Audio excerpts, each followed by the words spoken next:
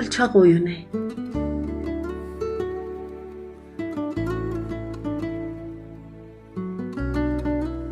O gün yoldaşlarımın ikisini evimizə oynamağa çağırmışdım. Bizim başımızı qatmağa çalışan atam dedi, yeməkdən sonra həyətə gəlin və qolçaq oyununu görün.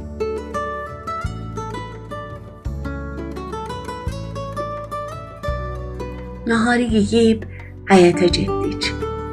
Atam həyətin bucağında qolçaq odacağı qayırmışdı.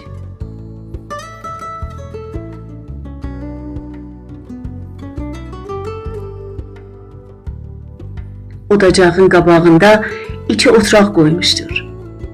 Dostlarım ilə oturaqların üstündə oturduq. Pərdə çəkildi və oyun başlandı. Oyunda iki oyunçu vardı. Bir qara dev və bir burğu papaqlı kişi. Onlar öncə konuşdular, sonra isə savaşdılar.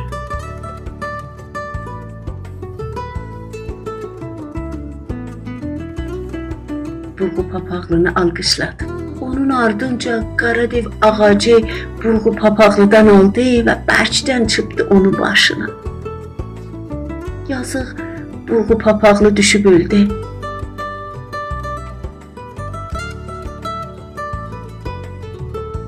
Mən onca inciyib acıdım ki, tüfəngimi götürüb qondağı ilə var gücümlə vurdum qara devin başına.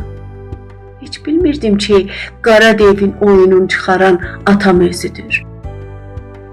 Və mən atamı vururam, qara devi yox.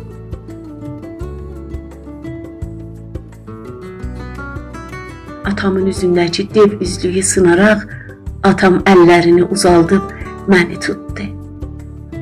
Atam məni aparıb, yatırdı qolçaq odacağının ağzında.